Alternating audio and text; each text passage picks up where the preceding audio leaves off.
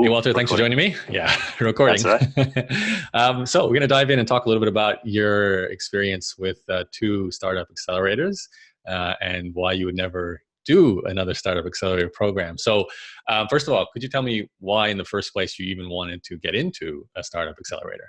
What was your goal?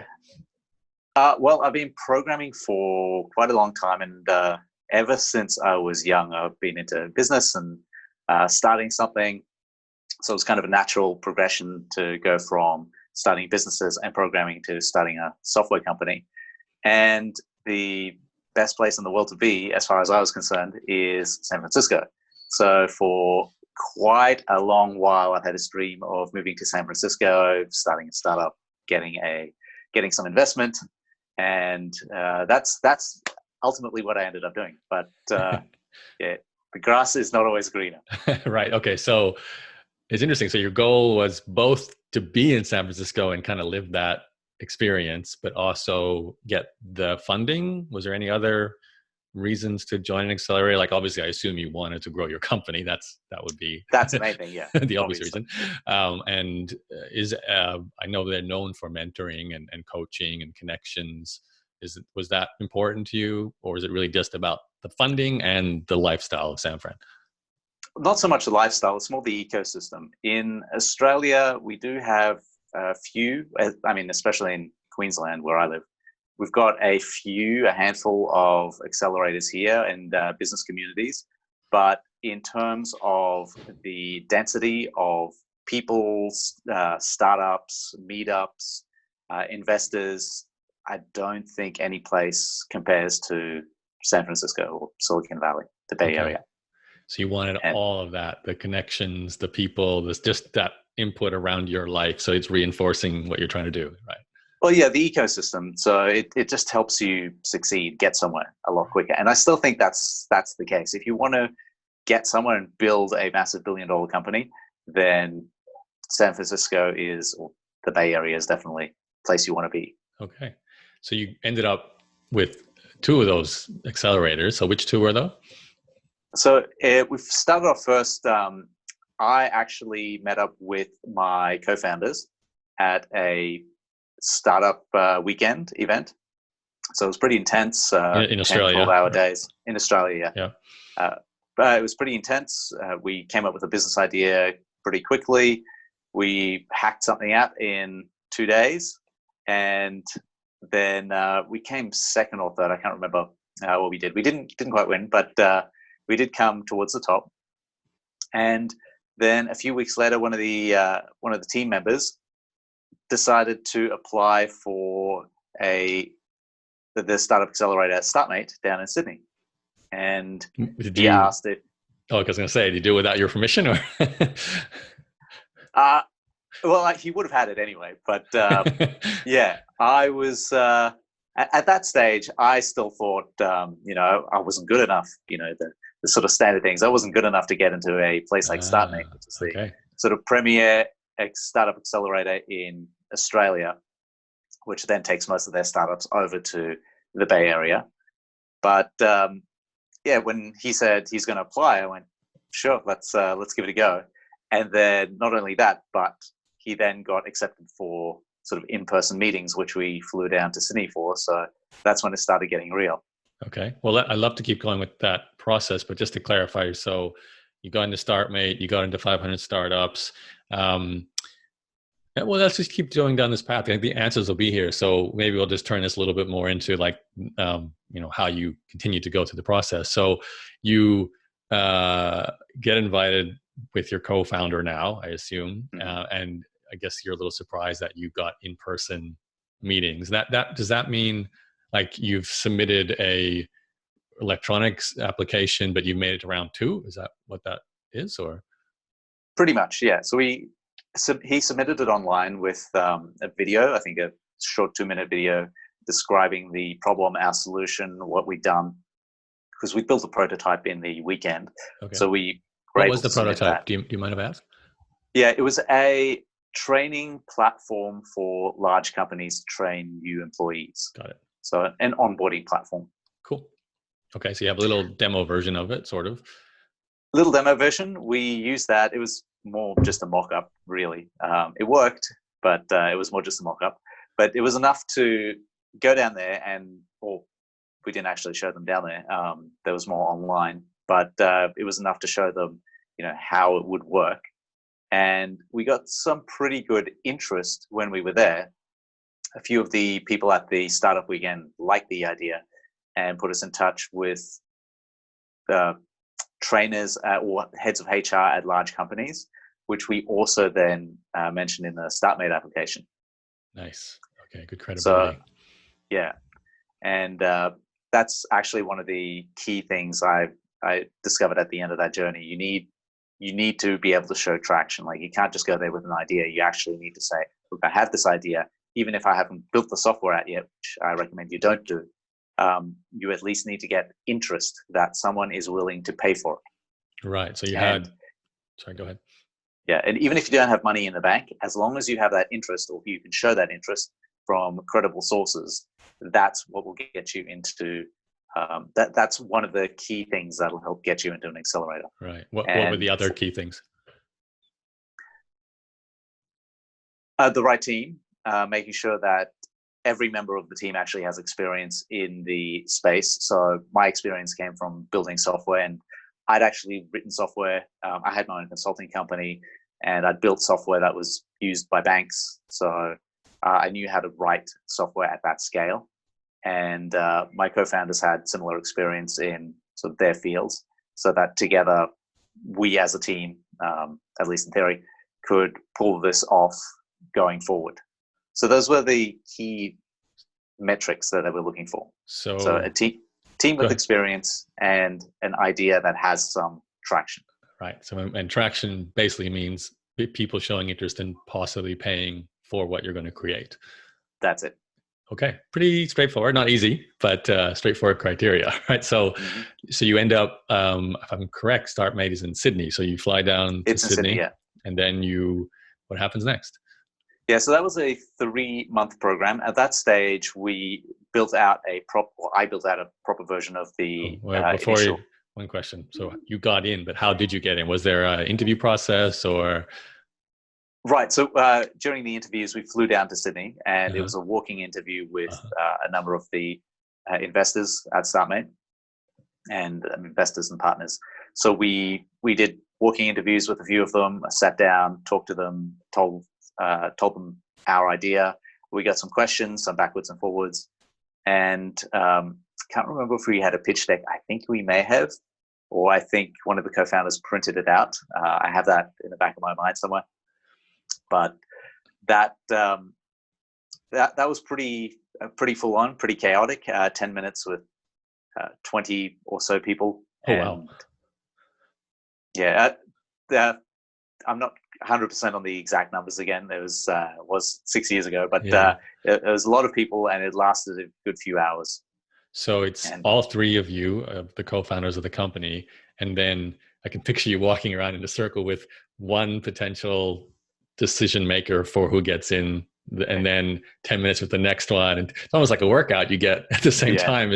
Sounds grueling. Based on that experience, now that you've know what you got in, do you think there was something you especially talked about right beyond what you've already said about having traction and having the right team, like for those interviews? Because they are interviews basically, right? So is there anything that really worked well for you guys? Yes, this all comes down to what I discovered at the end of that process. When you talk to investors, investors or partners at a startup, at a accelerator, they will never usually tell you the exact reasons that they say no. In fact, if they're thinking no, they might still say yes, maybe. But going through that process and talking to lots of investors, eventually in the Valley, I realized that there are certain things that those people look for, and if you hit all of those flags, if you hit all those things they're looking for, then they'll likely lean yes. But if you hit any of the sort of red flags, then that's a no. So the two that we've talked about already are you got to show traction, and you have a team that has experience doing all the elements that need to be executed for the software. Another one is like interpersonal communication between the team. Like, have you been able to work together? And one of the red flags, that's a big no-no, is if there's any subtle even sign of friction between the founders, that's it. No, because it's going to get, running a startup is so heated and so emotional that any sign of a lack of cohesion in the team cuts out. So that's a big red flag you have to avoid. Then, I mean, it's something that you'll want to avoid anyway when you start a company with founders, someone that you can definitely get on with during stressful times. Then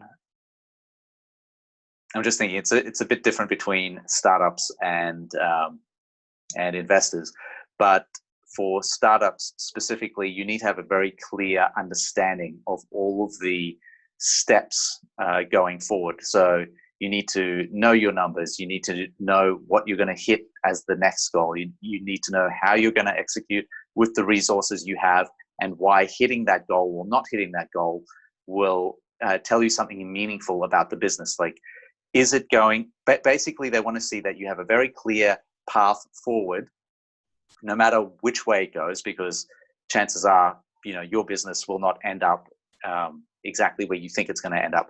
And they need to know that you have a very clear understanding that you're going to do things and you're going to adapt based on data and feedback that comes in as you go through and build the business. So if you can demonstrate that at a high level. How do you do that in a 10-minute walking interview? That sounds like an awful lot you have to demonstrate. You'll find there'll be targeted questions like, where do you want to get to at the end of the next 3 months? And if you say something like, well, we want to make $100,000 a month. Okay, you don't know what you're talking about. Get out. Done. And then, but of course, the answer will be something like, oh, well, that sounds very, what's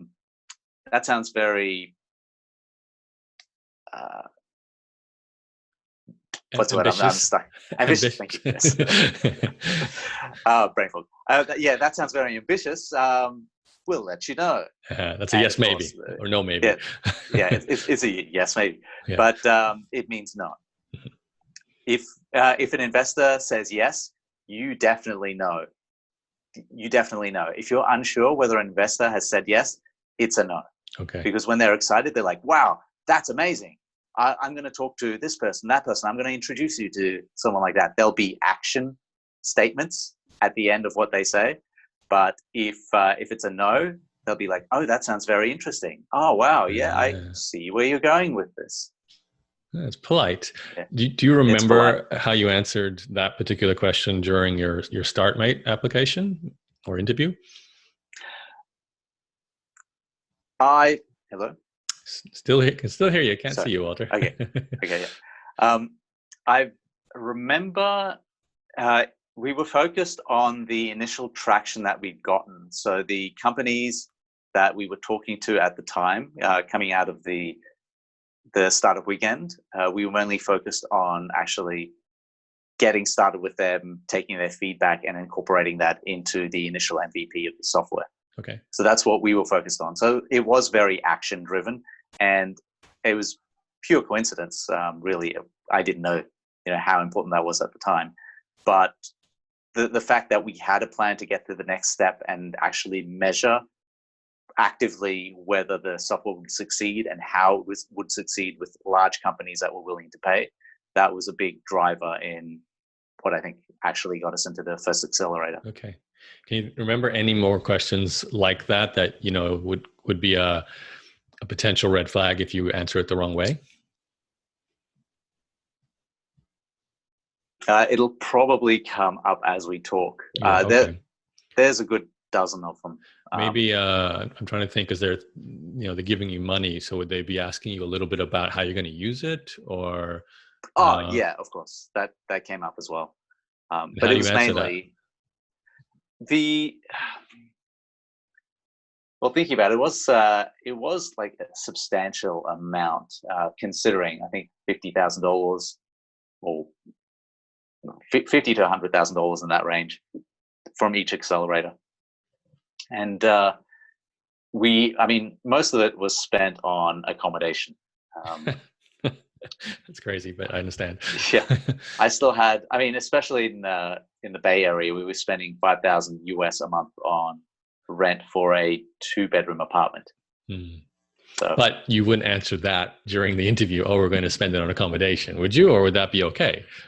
that would actually be okay, as long as, so they want to make sure that your needs are taken care of. Like, you really want to, they want to make sure that you're not struggling, so that your mind is focused on the business.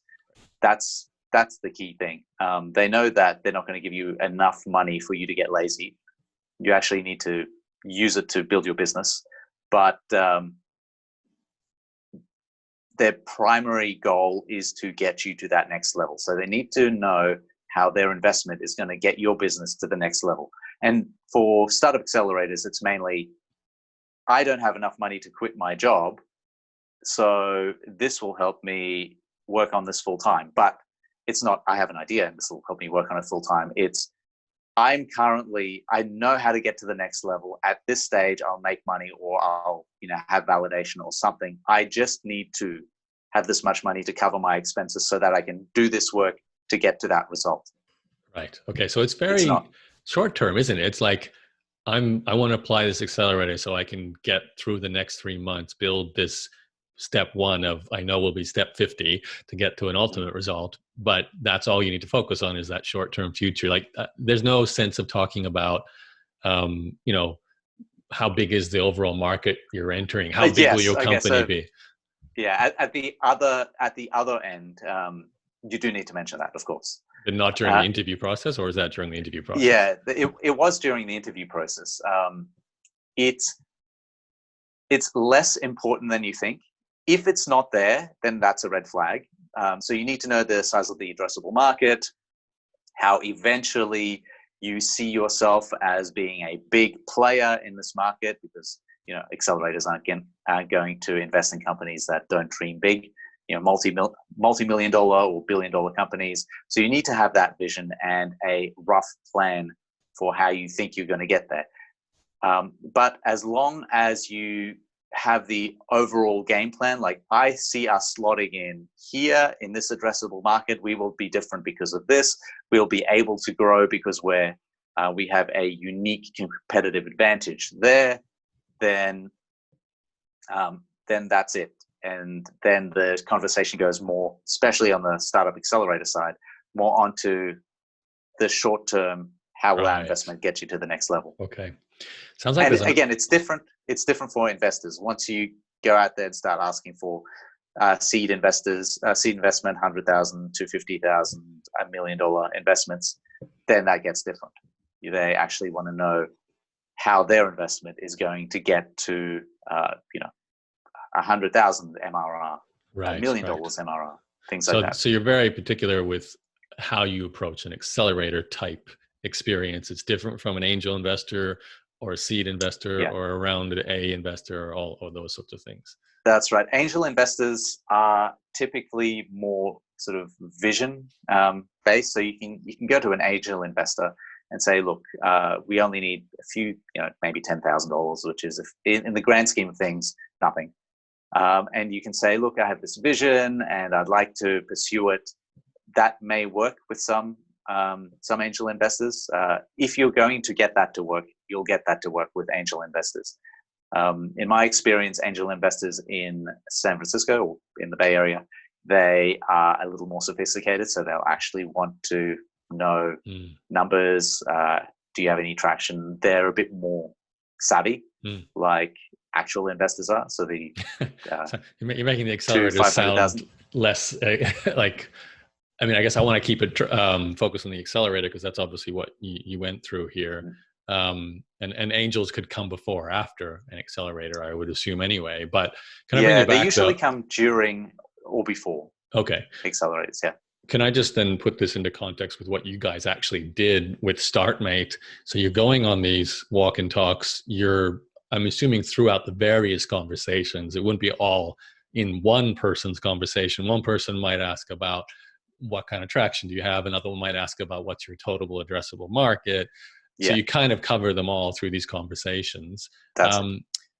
To get that information, Any tools you use? Any research you had to do online? You know, do you just present it in a Excel spreadsheet? What's the kind of, or is this more just I got to know it off the top of my head how to do all these things? So the first thing we did do is we did a lot of Googling on how to write the perfect pitch deck, and those have been updated for well, they'll be updated all the time, but there are good resources on the 500 Startups website, the Y Combinator website. If you Google both of those and say, you know, perfect pitch deck or pitch deck example, you will get PowerPoint slides on, you know, what to cover, in what order, and when, and why it's important, things like that. So we definitely did that. We didn't realize, you know, which was more important, why, and how they all fit together, like the puzzle pieces. We just knew that those were part of the puzzle pieces, and we put them in there. So in hindsight, we probably should have also Googled the partners at the accelerators a bit more. I mean, obviously the founding partners we knew of, in both Startmate and 500 Startups, and they're the ones we talked to as well. But some of the other members that we talked to on the day, we could have, in hindsight, Googled them. We could have added them on LinkedIn, did some background research, and tailored the pitches more to them. So there's a lot of work to get prepped for one of these pitches. You need to know your target audience. You need to know your pitch so well that you can adapt it depending on who you're speaking to, depending on how the conversation goes. And you need to understand your business well enough to get any number and any part of the plan out instantly. So no hesitation. Okay, so I'm hesitant of the clock here, and there's still a lot to cover. So let's move forward with the Startmate. So you got in, obviously. Mm-hmm. What happens in Startmate? All right. So the primary goal of Startmate is to accelerate your business to the next level, and you know that's in general the task of any accelerator. But specifically at Startmate, what they do is they provide funding and mentorship enough to get you to a level where your business or your MVP can get the next round of investment. So in our case, we spent the time getting initial clients and building an MVP that was usable for those clients in Sydney.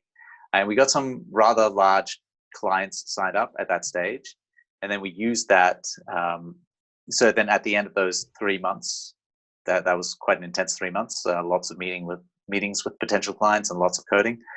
But we then took that, and Startmate took all the companies over to the Bay Area for a couple of weeks to then pitch to investors and 500 startups. So Startmate is actually one of the feeder programs into 500 startups. Okay, interesting. So 500 startups provides the same type of support, but in the Bay Area. The thing is that the Bay Area is so much larger than Sydney in general that the actual 500 startups accelerator is a much better springboard into the landscape of Silicon Valley investors. Right. So we then we did have a few meetings with investors in the Bay Area. Mainly at that stage, it was angel investors or single investors that we connected with via LinkedIn, and we did a bunch of events as well, pitch events. But outside of that, the biggest one, the most important one, was obviously the pitch event at 500 Startups to see if they wanted to fund our next round. And yeah, it was an on-stage sort of pitch meeting, and we got in. They picked us. I mean, a lot of that was again due to the follow-up. So we did the pitch.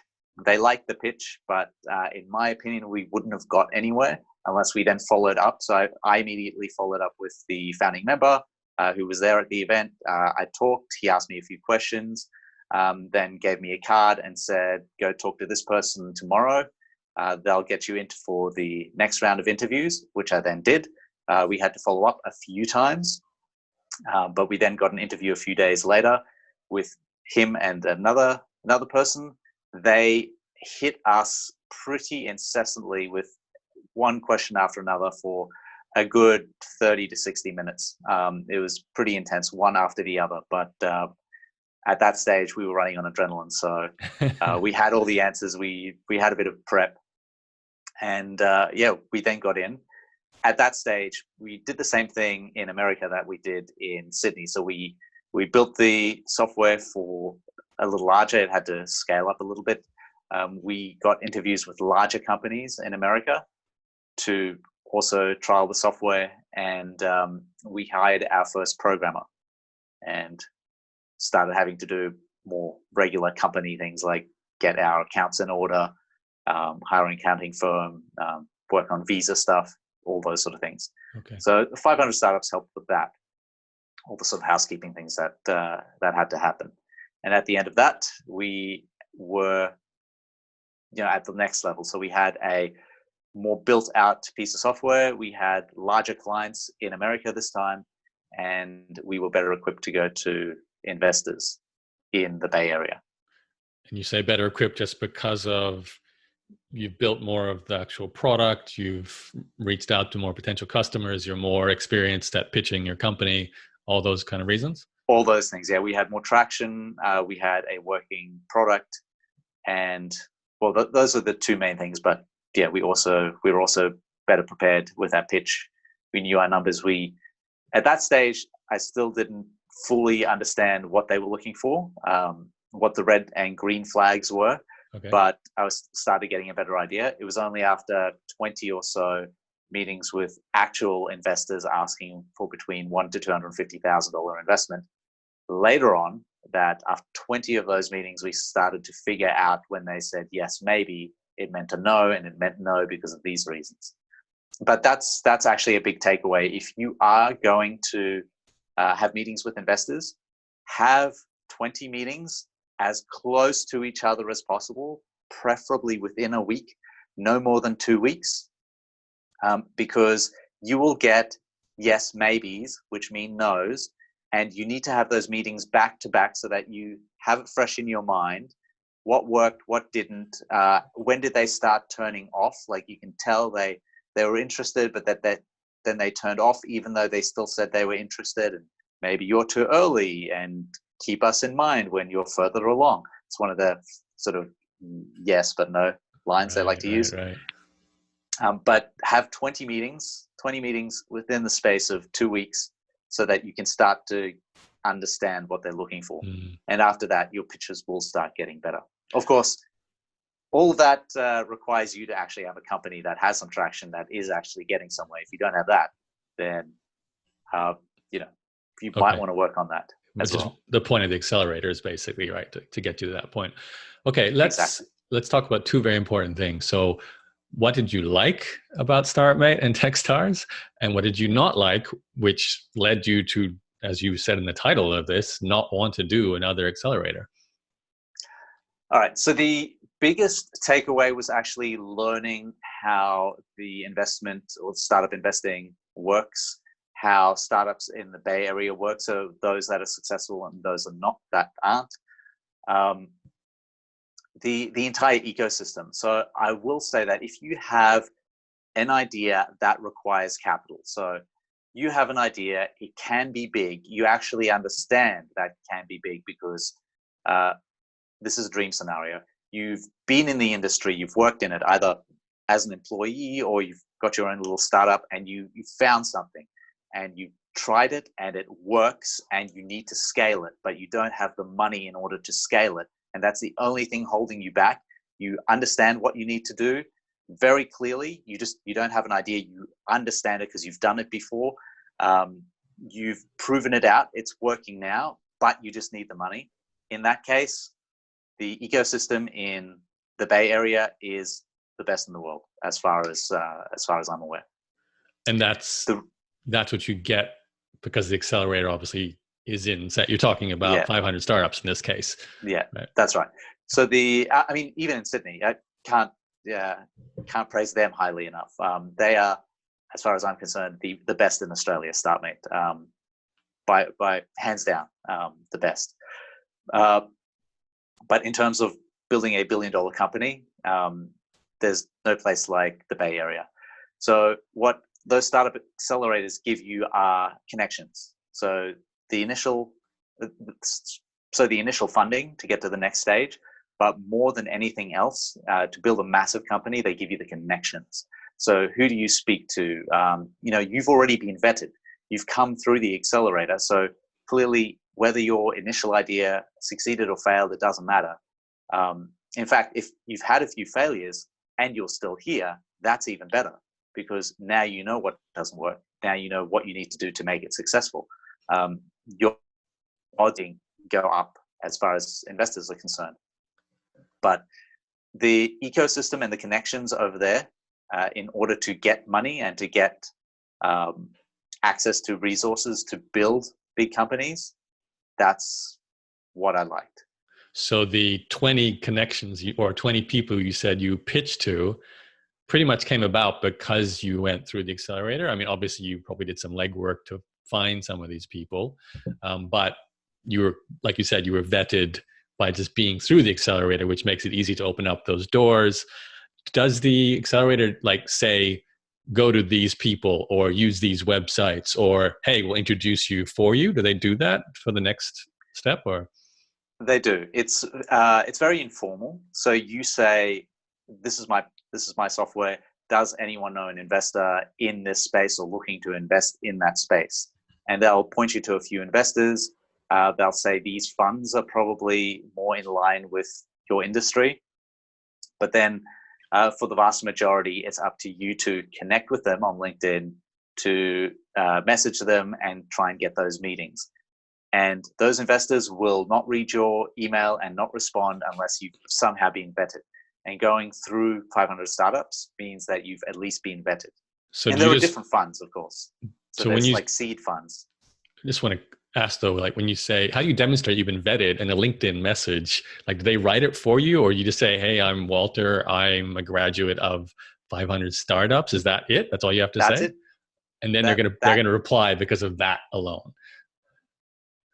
You obviously need to put in a bit of marketing nous into your message. Okay. Do you get learn it exciting. That? Like they teach you, like, I'm feeling like the accelerators give you money. Resources. Yeah, because do you go through pitch training and email writing training and all that? Not the email writing training. Okay. One thing I would have liked a bit more is a bit more hand-holding is the wrong word, but there's a lot of stuff that you don't know when you get started. And it would have been nice for someone to go, all right, for a week, you're going to sit down and here's the 80-20. This is the most important thing.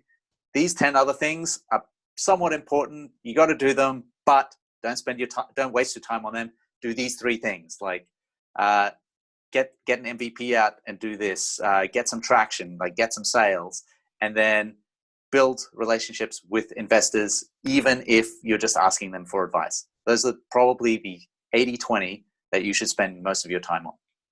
Nice.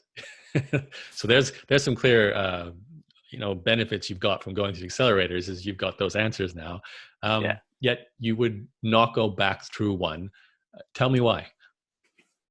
So it's a lot of stress. That's the first thing. It has been the most stressful time of my life ever, hands down. Wow. That's, and not just me. It's everyone that went through both of those programs. And in fact, stressful times with people around you make for very strong friendships. So I've made some of the strongest friendships I've made since coming out of high school in those few months. So that's one of the reasons. The other one is, obviously, most of the companies that go through accelerators and get funded don't succeed. It's just part of the reality. And even successful exits, like a $10 million exit, a $10 million buyout, actually means that the founders walk away with a glorified job. Doesn't mean that the founders got that money.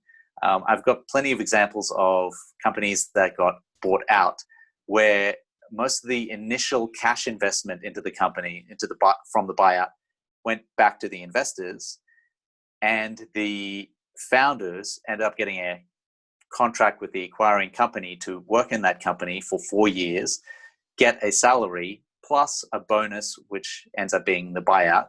And those can range from anything between $1 to $2 million over 2 years, excluding tax.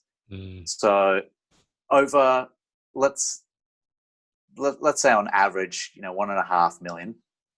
You get 1.5 million over 4 years, which is quite a bit, but it's $375,000 a year, which is a very well-paying job. But you don't eat properly, you don't sleep properly for years. So this goes for 2 years. Your health is wrecked, your mind is wrecked, you're burnt out, you're worn out, you can't do anything.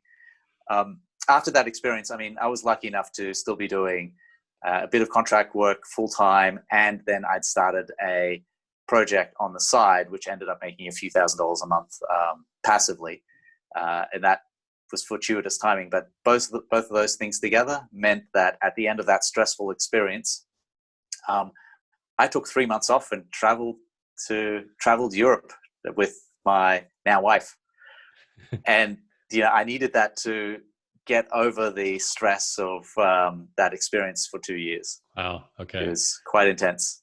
So yeah, all right. So they're very good reasons for not wanting to do it again. I totally understand. And on the flip side, if you put in like 3/4 as much work on something else, so a SaaS product that might only make, let's say, $10,000 a month, you can achieve that. And that would probably be better for your sanity and better for your lifestyle than, driving yourself to burnout for the slim chance of getting to $1 billion. So now I'm more a fan of the sort of stair-step approach, which is, get to one level. If you can build a SaaS company that makes $10,000 a month, great, get to that level. Then next level is make that SaaS company passive so that you're not working in it.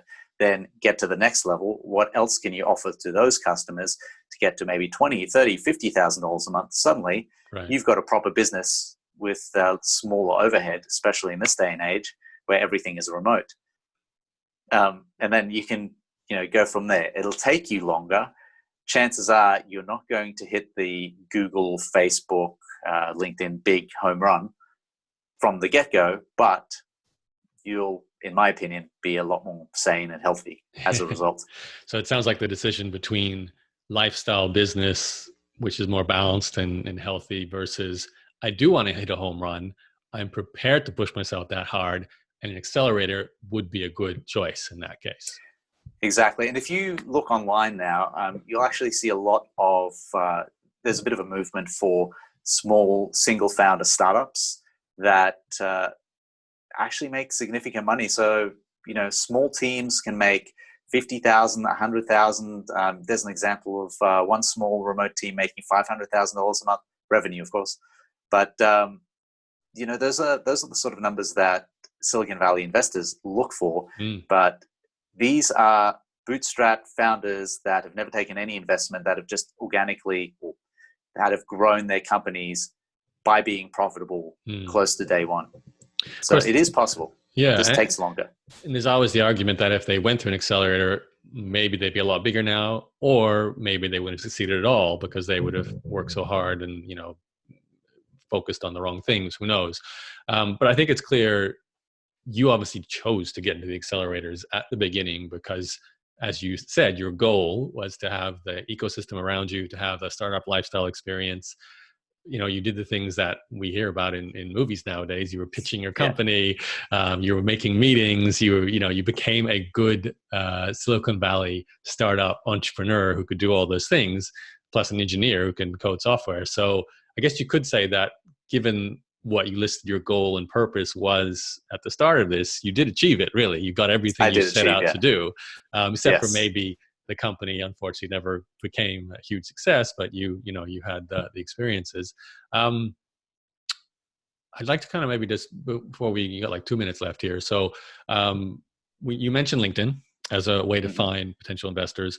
You mentioned Y Combinator and the 500 Startups websites for pitch deck help. you had a pitch deck. Did you guys just create that yourself using software or? Just in Microsoft PowerPoint. Okay. And Keynote, depending on which founder made the pitch deck. Right. But yeah, one of them was using Keynote. I was using PowerPoint. Any AngelList for finding investors, or? Yeah, AngelList and LinkedIn were very big. AngelList was more so for promoting our startup to investors, and LinkedIn was more to directly reach out to investors to get meetings. Okay.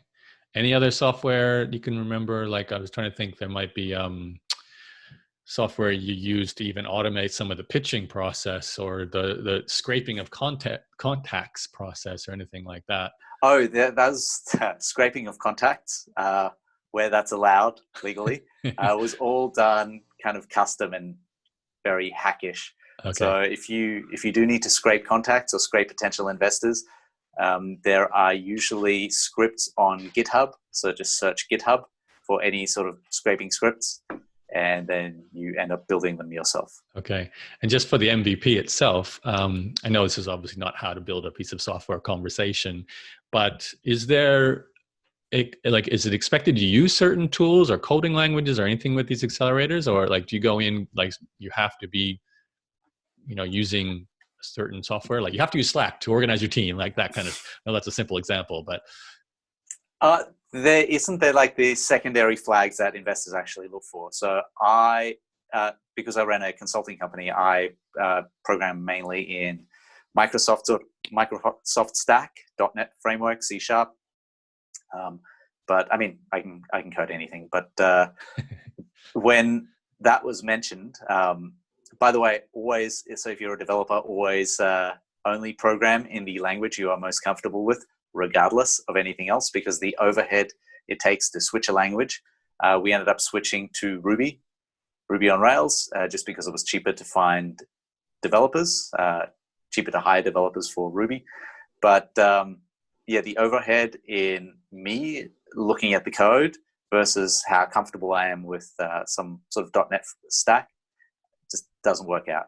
And there are plenty of companies that run massive software frameworks in any stack. So if you are comfortable with one stack, use that stack. We did get a lot of pushback from .NET, like, oh, your programmers will be very expensive. You're going to be competing with some of the largest consulting companies, and doesn't matter. It doesn't matter. At the end of the day, at the start, you do what works for you. Okay. Awesome, Walter. I know you have to run, so we'll wrap it up. I think we covered the whole journey there, so that was good. Is there a website or any link you want to send for what you're, to find you, or that you're currently working on, or? Not necessarily that relates to this. That's cool. What are you working on? I've written a scraper that has scraped 250 million e-commerce products to find what products are working right now in e-commerce. And that website is whatsworking.io. So that's my current project. Okay. So if you're doing anything with researching e-commerce products to sell online and you want to get data about what products sell best right now, whatsworking.io has a research tool for getting that data. Correct. Yes. Awesome. We should talk to you about that one day on maybe another one of these interviews. Next one. Awesome. Okay. Thanks, Walter. And awesome. We'll talk to you soon. All right. Talk soon, Yara.